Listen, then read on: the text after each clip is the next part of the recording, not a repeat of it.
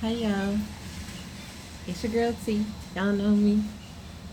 Y'all know me. Hey, y'all know me. Y'all know me. Hey, how y'all doing, beautifuls and handsomes and gorgeous and supermodels and all y'all? How y'all doing? How y'all doing? How y'all doing? Yes. So today I just want to talk. I just want to talk because I feel like I need to talk to somebody. I feel like I need to vent on the situation. So I'm gonna give y'all a little story time. You might have to do a part two because this might be a little long. Okay, so this is part one. All right, part one of my story time of what happened in Louisiana. All right. So obviously I got my cigarette. Y'all know. Nicotine is bad. So anyway, my husband and I went to Louisiana, and when we went there, it was just us two because the house in Louisiana was not fit for, our child because the windows that were busted out by my sister. She's gonna come back into the story, y'all, so don't worry about it. She ended up busting out the windows, and she ended up um, basically going to jail for 5 years. Like, that's not the original reason why she ended up in jail for 5 years, but she went to jail for 5 years. Long story short, we're around the end of the fifth year, right? So we go and well, it's not the end. Let me back up, like mid fourth year, okay? Because we were out there for about a year. Um, so my husband and I went out there, and y'all get this. It's in the middle of winter. We got two jackets, one that don't have a hoodie, and the other one that does. Its hoodie don't do no different. Like, it don't help. And y'all, when I tell you it was cold as hell, it was cold as hell. So we go out there, we get into the house. I didn't talk to my papa, our papa, and conversated with him about fixing up this trailer like months and months and months and years prior. And I finally had the opportunity to do so. So we go up there, and we cleaned it out. We got all the trash and all that because the windows, once they were busted out, they allowed rain and weather to come in. Not only that, but strangers in all shapes and sizes then came in and out of there, leaving trash and gunk and all types of stuff. Like, that was like the shelter for the homeless.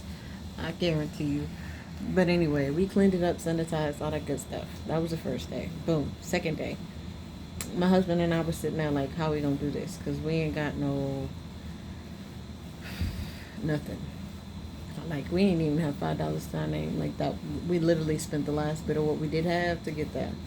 But that was okay because God kept on blessing us with amazing opportunities from amazing people, and I'm not gonna put their name out there because I know that's not something they want. So I'm not gonna do that. But I had amazing people in our lives who were helping, and long story short, we got some help. Right, not with everything, but with certain things like the windows and the fixing of the walls. Like, we had to literally remove the walls because they were covered in water damage. Like, we removed the walls, replaced the walls, and like put in insulation. Like, with, of course, friends who are helping us. And my husband and them worked hard on that, and they also helped us with the floors and a couple other things like a refrigerator and stuff like that. And we were very grateful for everything that anybody did for us. Like, we didn't like to ask for help, but we knew that we needed it because our child was coming home soon. Like, we had a date to where she was going to be coming home, and once that happened, there was no going back. You know what I mean? So we had to make sure that everything was taken care of on time. And at this time, did not have a vehicle. We were kind of just stuck because our other vehicle collapsed in the woods of Louisiana. Like, it's out of there. Like, we had to sell it for $100 to scrap it, and that was so sad when I had to get rid of Bella. Y'all who have been watching me know who Bella is. Bella is my car. Beautiful, beautiful Bella. Anyway, um, so we went through this whole process, and us plus some amazing people in our lives fixed this place up. Painted the walls, got bedding, got um, Everything for the bathroom, everything for the bedrooms, like pillows, all of that. We got everything. And time goes on, and it seems like everything's going good. You know, everybody keeps telling me, your sister's gonna get out, your sister's gonna get out. Are you gonna help her? My automatic answer is, this is her home too. Like, I'm not gonna, because she used to live there 5 years prior to being incarcerated. And in this time period, my mother passed away. Otherwise, you know, I'd be fixing it up for her.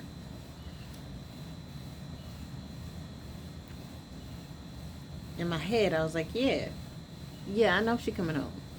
And in my heart, I'm like, yeah, I know she coming home. Why? Because I cannot imagine, you know, trying to take somebody's home from them, you know? Because I've been homeless. I've been struggling. I've been on the streets. I've been in those shoes. And I don't like that idea. I don't like that idea at all. So, anytime somebody told me, you know, your sister coming home, I was like, y'all about 5, 6 steps behind me, because I know this. And I'm not going to put her out of her house. I even got her own spare room. Like, I got everything that I needed for her room. You can't tell me something that I'm not expecting prior, right? Okay. So, everybody kept on telling me, she's a lot, she's a lot, she's a lot. And I just, people judged me prior to actually knowing me, so I can't really say that, you know, I don't want my family in my life. Like, I couldn't say that. Like, at that moment, I knew I wanted Tasha to be there because that was her home. I wanted her sons to be there too because that was their home. I didn't want to do anything in a negative manner or hurt anybody. I was just trying to make everything better. Like, you can't come home to a house that ain't got no windows. You can't come home to a house that's got mold all over the place. You can't come home to a house that's floors rotten. You can't come to a house that's wires fucked up. You can't do that. And then on top of that, like, you dealing with everything else, like the case for your sons. You know, having to get a job, having to support yourself, then having to find a way to support your kids too. Like, and then where we were at, shit, minimum wage was $7.25. You just came out of jail. Where do you think you're gonna go to work that's more than minimum wage? You know what I'm saying? Like, you gonna struggle. Unless you out here doing something that you ain't supposed to be doing, you about to struggle like the rest of us. But anyway, back to what I was saying. So, after everybody done told me, you know, my sister coming home, I was already prepared, you know. Everything was getting put together. I even had an office. Like, we didn't got the furniture. We didn't got everything in the house, like, ready, except for the floors and something else. But I ain't even gonna talk about that. Like, we even took the mold off the ceiling and plugged up the hole that was on the roof. Like, I went up there, swept that and plugged it to find the hole. It was small, but it was doing a lot of damage in the back room. Like, all that work we put in, all that time we put in, it was pointless. Like, pointless. And that messes with my head. But I'm going to continue with the story. So, my husband reconnects with his family, you know, and they want us to come down, and a couple of friends want us to come down, so that's what we do. We come back down to Texas. This is like literally a few months back. We're just crazy. And then my sister gets out while we're still in Texas, and she stays with my cousin. And, you know, everything's going good. And then a couple of days later, she calls me telling me she needs to get inside the house because her parole officer is coming to check her out. I'm like, okay, well, I can't do anything at this moment, but, you know, I can send you the key. Man, she's talking about breaking into the house and, you know, it's my house and I shouldn't be out here having to sleep on people's couch. And I understood that it was your house. And I understood that everything, you know, that I wasn't keeping you away from what was yours. I was just going to send you the key so I didn't have to replace the doorknobs that I already replaced. Simple math. 24 hours, overnight shipping. Simple math. Simple math. Simple math. And she like, oh, I was supposed to have an appointment with my parole officer today. Like, it has to happen today. I'm like, okay, well, let me go ahead and call your parole officer. So I did. I called her parole officer Turns out the girl ain't had no appointment. She was trying to find an excuse to get inside that trailer. Like, what possessed you to break in? Well, she did.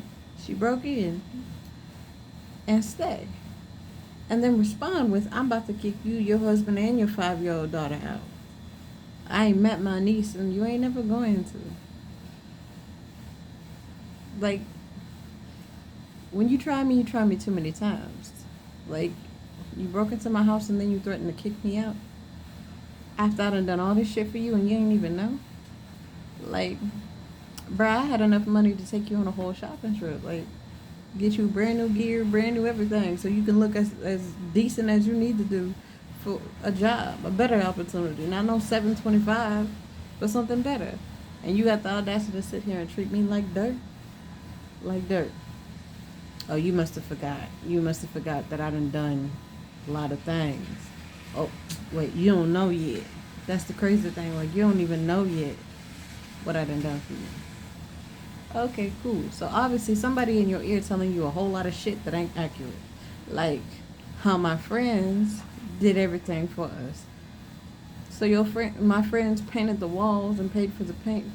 My friends paid for the toiletries in that house. My friends paid for all the furniture in that house.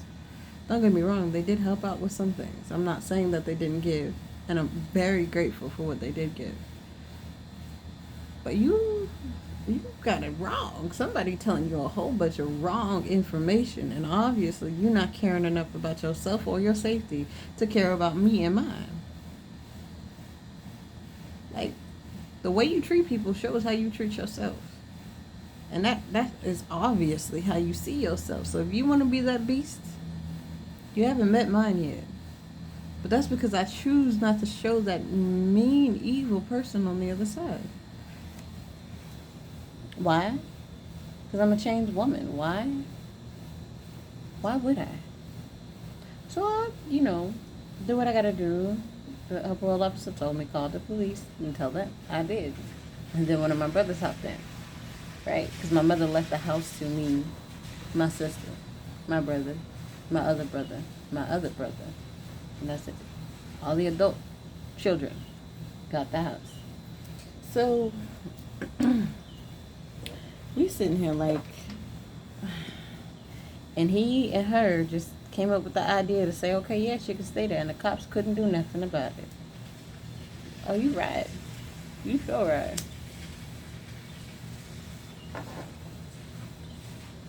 You so right. Because the moment I do something, y'all gonna be tripping. The moment I sit there and say, oh, yeah, that ain't right, y'all gonna be tripping. Cool. So she's still in there. A couple days go by, she called me and say, sis, I'm sorry. I don't like the way that just happened, like, I'm sorry. And something to me was like, that's fake as fuck. That's fake as fuck. Because the day she got out, I sent, I believe, 45 just so she could get something to drink, like alcohol-wise, like sip on something other than what she was sipping on. Because I wasn't there to celebrate with her. Like, the energy was like, I can't wait to meet you. I love you. Like, where does bipolar shit come from? Like, where it come from? Because it sure don't come from me. When I snap, and trust me, I do snap. When I snap, it takes a lot. So, let's continue with the story. So, she calls me, apologizes. I say, yeah, and keep going. A few days later, I'm calling to let her know we on our way to get our stuff. See, my mistake was talking to other people. See, when you talk to other people start talking to other people, and that's when dumb rumors come around the corner like, hey, did you hear such and such say this and that and yada, yada, yada. So the next time I got in contact with my sister, she was all rowdy, bumping the gums and yada, yada. You know what I'm saying? Like, You this, you that, you this and you that. I'm like, what? What? What? What? Let's play telephone. I guarantee you, whatever I say to you ain't gonna make it to the right person, and they could be watching the same exact video, and it ain't gonna come out the way I said it neither. Like, people communicate things differently, and now I know exactly where the fall falls from, like comes from. Like when you high and mighty on your throne, you get knocked down a couple notches. I see how people fall. I see it because they trust the wrong people. They trust the wrong people because the wrong people gonna tell your shit no matter where they at. See, that's what happens. We trust people we love and believe that they're for us when they're all along against you. Mentally, I had to prepare myself for this year, and I did. And I said what I said, and I meant it. I said 2022 is the year that I remove all negative things from my life. That includes family, jobs, people. Period. Period. Period. So y'all, long story short, she's still in the house. We still ain't got our stuff. Because if I go down there, I know exactly what I'm gonna do, and I don't feel like doing that. Not yet. You know what I'm saying? Like, I'm gonna go get my stuff. And if she get body, I'm gonna get body. But that's a long story. That's a long story that nobody wanna say. Because once I snap, you getting all that negative energy from multiple years built up from everybody. And I'm talking about everybody. Because I ain't snapped on somebody in a long time. Like, don't get me wrong, I get mad. And I get frustrated. But I ain't snapped to where I put my hands on you. I didn't snaps since high school. After I gave birth to my son, I ain't snapped since then. No, before I gave birth to my son, I ain't snapped since then. Because my son changed my life. So, let's lay it down. Let's clear it out. Let's do this the right way.